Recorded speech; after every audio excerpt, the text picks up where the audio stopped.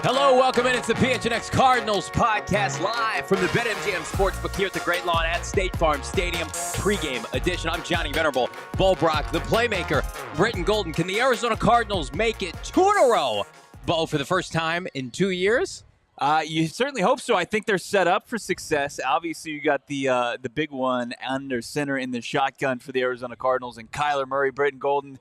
How does K1, how can he parlay his debut success into his first road game success?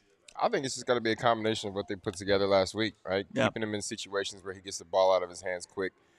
Good play calls, good, however you say it, in the pocket. Just that charisma in the pocket, however he tells himself, poise right there. And, just making plays, extending plays, kind of like he did last week. Yeah, it's interesting, Bo and Brittan, when we talk about like Kyler Murray's comfort level, I thought he played beyond the box score last week. I think you look at his box score and it's like, rushing touchdown and interception, whereas, we collectively thought, 2 to 3 touchdowns was pretty appropriate. I think we get that today. I think that this is a defense in Houston, gentlemen, that's been picked apart by the likes of Baker Mayfield and Gardner Minshew.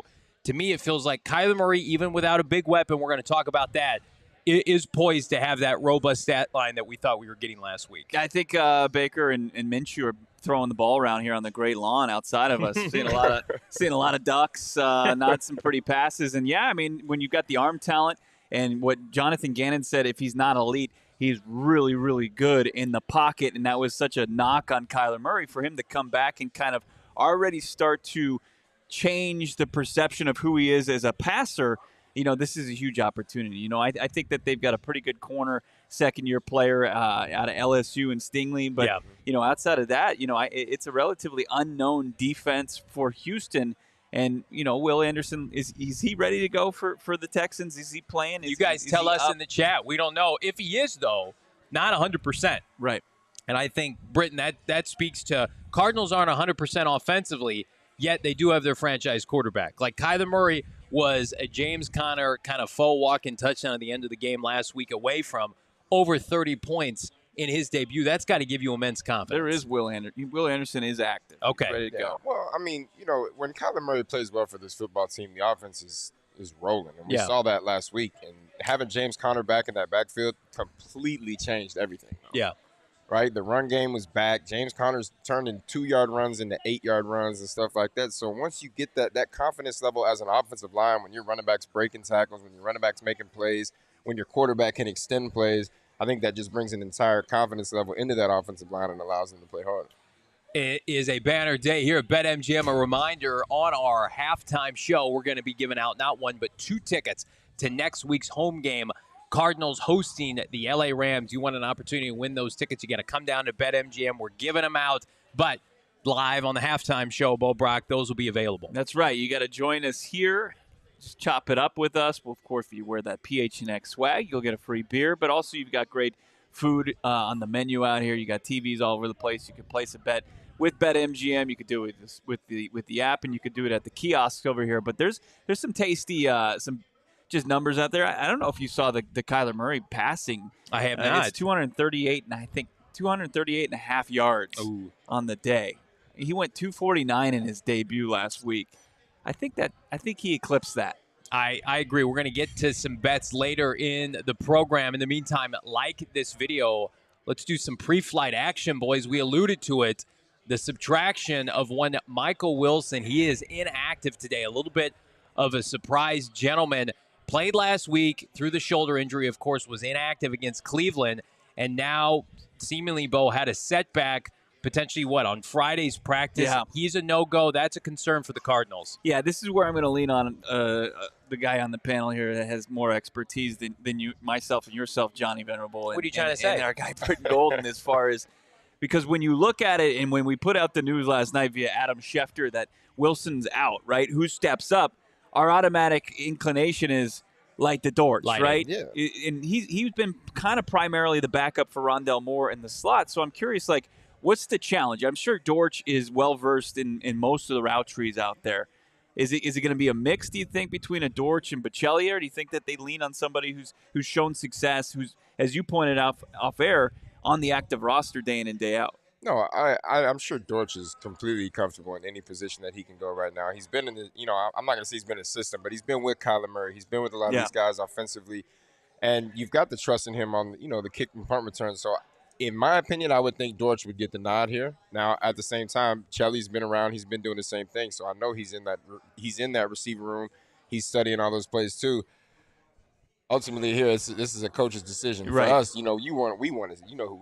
We want Dortch to get in that game and get some action. But, I think it'll be a mixture of both. Probably they'll kind of try to rotate those guys in to fill that void. Yeah, I'm wondering, Johnny, if it's a rotation, right? I mean, because like Dortch and Rondell have guys that have been in the slot. Could they pop out and play some of that Z that Michael Wilson's been playing, and then also maybe see some Bocelli? Because here's where the biggest loss is, in my opinion. It's not trying to get vertical. It's not in the pass game. You're down your two best blocking wide receivers in Zach Pascal and Michael Wilson. That's a big blow to what you want to try to do with the run game. Yeah, you don't want to tip your hand when you're going 2 to 3 wide that you are going to throw, but it feels like the Cardinals may have to do that today. I've got an alternative. Like, how about we just take Trey McBride and we split him out wide? That could work. Jeff Swaim, who got targets last week at tight end, they have 4 tight ends active today. That tells me, like, okay, the guys, the big heavies up front, the 6 and 7 offensive linemen / tight ends, they're going to block today. Whereas I think Trey McBride, we saw what he did, and we're going to talk about him here in a little bit. Last week, I think he's in for an even bigger day today, kind of by default. Like, Michael Wilson is your big physical presence. That defers now almost exclusively to Trey McBride. Now, I want to flip to the other side of the football. Jonathan Ledbetter, a no-go. Do we feel like that is something that is going to hamper them against a Houston team that does a decent job running the football, or do you have immense confidence in Dante Stills that he's really taken that baton, Bo, as the 5 technique, 3 technique on that defensive line?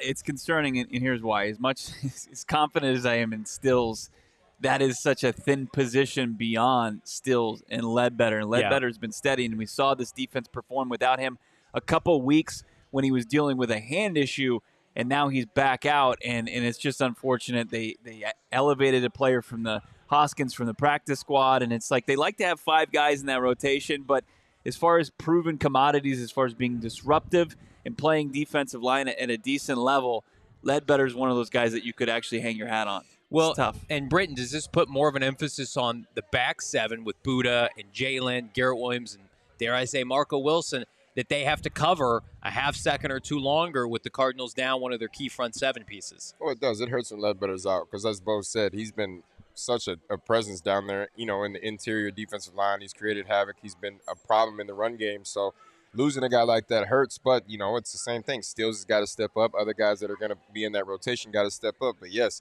that back, your defensive back section has got to step up. You need a Marco Wilson. We've been saying it for 10 weeks, I feel like. Yeah. It's got to be a week where he steps up, right? The corner position is thin at this point, too. So he's got to start playing better.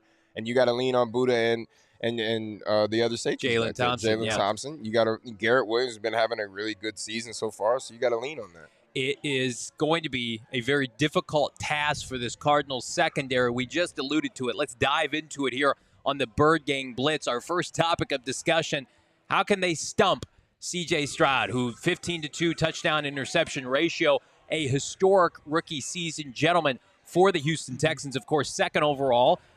They took Will Anderson Jr. 3rd, but he's the marquee name in this game right now for Houston, the runaway favorite for Offensive Rookie of the Year. Yet we teased it all week, Bo. Like, I think Jonathan Gannon is going to put together, along with Nick Roush, the defensive coordinator, a solid game plan to slow him down. It's up to the players to execute, though. Absolutely, but this is what makes the NFL so great. BG is like the chess match that's going on.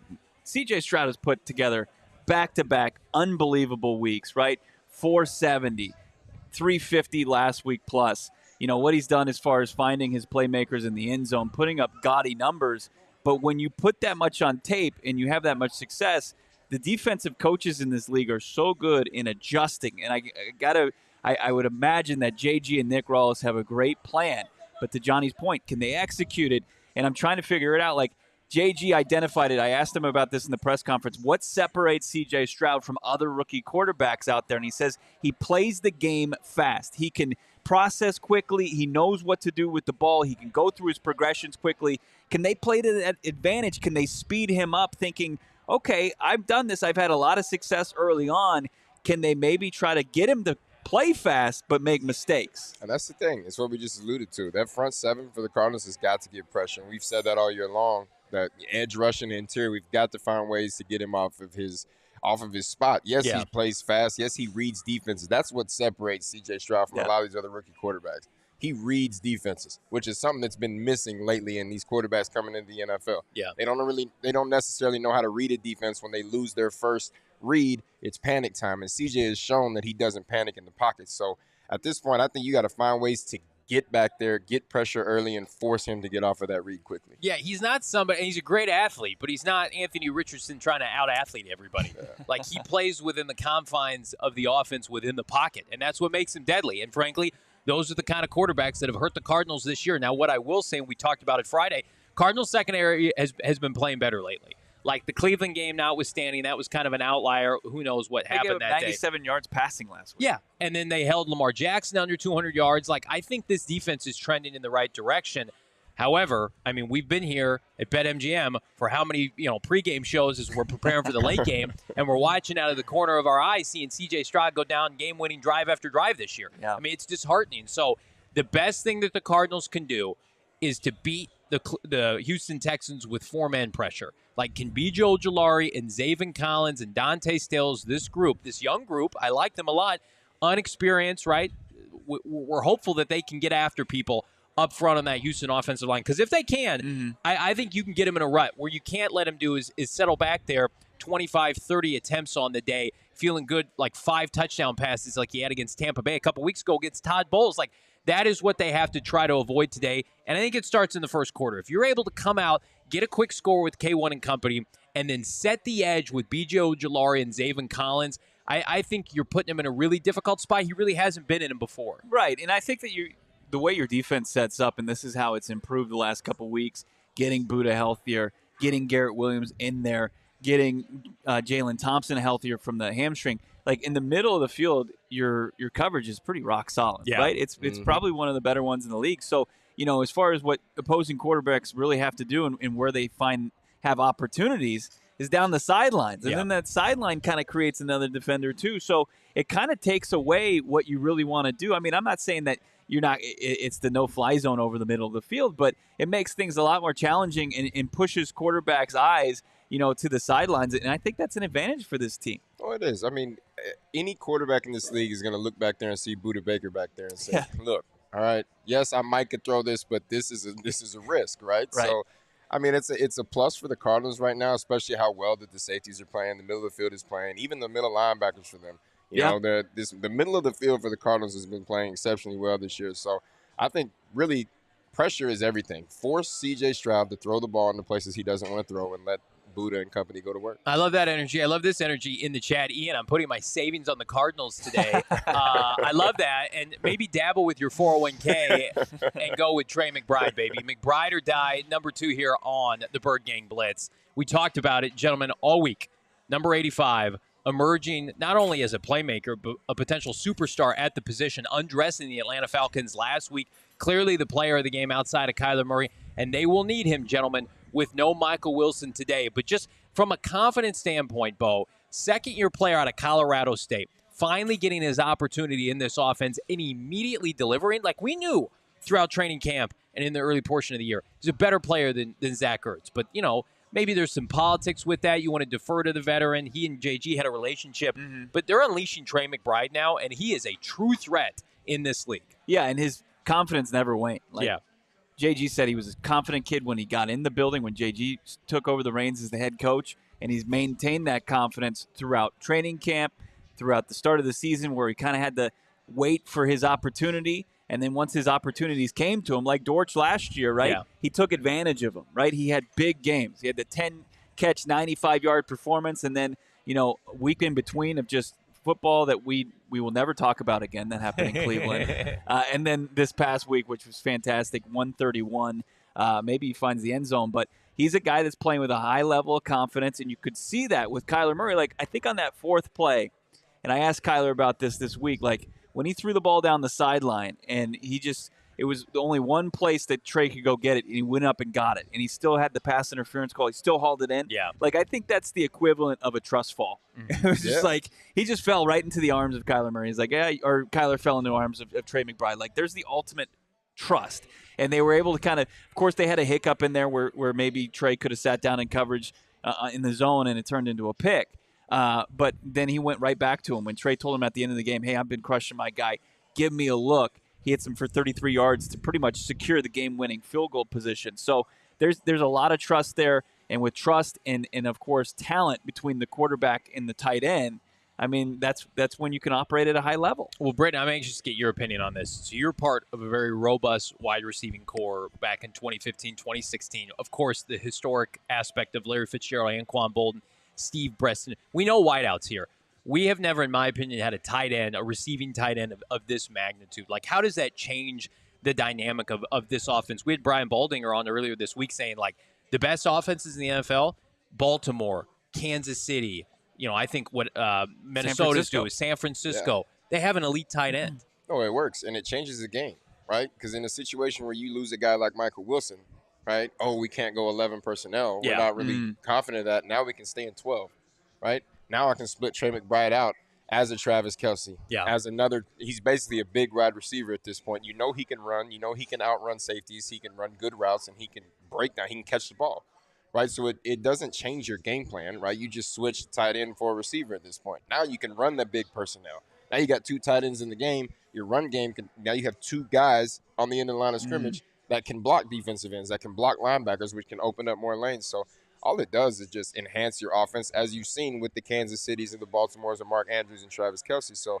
having Trey McBride out here, right, is a huge plus for the Cardinals. He's young, he's fast, he can play this game. You said it earlier, he's full of confidence, and he's a very good player for this offense. It's only going to help this franchise. He puts immense pressure on opposing defenses. I'm going to tell you who I think's under the most pressure to perform for the Cardinals today. It's our last piece here on the Bird Gang Blitz. Hollywood blockbuster, maybe a question mark here. Hollywood Brown, especially with no Michael Wilson, has to perform today. As Bo Brock, I thought he was going to take his shirt off completely. He's repping a Hollywood PHNX Cardinals T-shirt, Hollywood on the Camelback Mountain, I should say. That's right. And I listen, I know the relationship between he and K1. They're best friends. And I think Hollywood Brown's a really good player.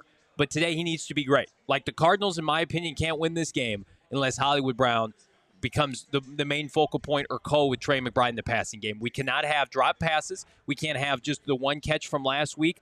The margin for error, Bo, for this team is already razor slim. Yeah. They need a guy that once upon a time Steve Keim, maybe foolishly, traded away a first-round pick for, a guy that wants to be paid $17, $18, $19 million this offseason per year. This is the kind of game Monty Ossenfort is going to look back on and say, did he perform for us? Right. I mean, last week, it's tough, right? A.J. Terrell, tough assignment. One of the top corners in the league. You got a really intriguing prospect getting back on the field recently in Derek Stingley Jr., but you've got to outperform them, especially when your team needs you down two wide receivers, as we mentioned with Wilson and Pascal, more so, the former, that's an impact maker in the passing game in Wilson.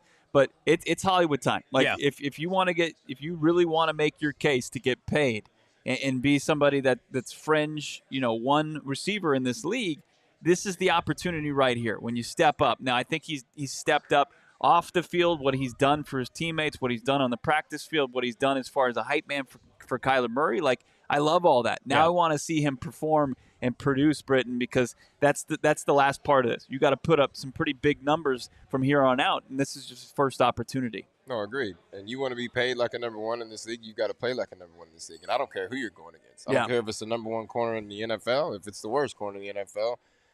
Every week you've got to perform. I mean, we see it every week from these top guys too, the Devontae Adams, the Keenan Allens, and Michael Evans. They go against these number one guys all the time, and they still come out of these games with big numbers and stuff like that. So what you want to see out of Hollywood is, yes, circumstances hit, right? Sometimes you don't get targets, sometimes you don't get the ball, but when that ball comes your way, you've got to find a way to make the play if you want to get paid those big money. I need this to be the red zone game for Hollywood Brown. Not like scoring in the red zone necessarily, but like people, casuals watching red zone, and then they cut away. Here's a 50-yard touchdown pass to Hollywood Brown, like circa Deshaun Jackson-esque. That's the one factor. Saw one last week against this same defense from Burrow to Chase. That's right. Like, we need that. Yeah. That's what Hollywood Brown needs to do. Take the top off the defense today and allow everybody else to eat underneath. And I think he's capable. It's got to start today. Let's get to some of these super chats. Saint Blurry, friend of the program, 9 at 99. Let's get that dub. Yes. How about it? Let's get it. Let's go for 2 in a row. AZ Fan 1998, $2. Cardinals get the dub today. K1 goes off. Again, gentlemen, I think this is the most confidence this fan base has had since maybe when Dobbs beat the Dallas Cowboys. I feel like it really, truly does feel like the season 2.0. Well, it does. Yeah. It helps when you get your franchise guy back. Yeah. That'll take care of a lot. It brings a lot of confidence back to the fan, especially when you get a performance in his debut from, he's been out, 11 months? Yeah. His debut comes back and he gives you 250, gives you a rushing touchdown. He basically changed the entire game. Yeah. That gives a lot of confidence to not only the players and the coaching staff and upstairs, but to the entire fan base. Love this from Matthias in the chat. Hi, guys from Brazil. I love to hear. Thank you so much for tuning in.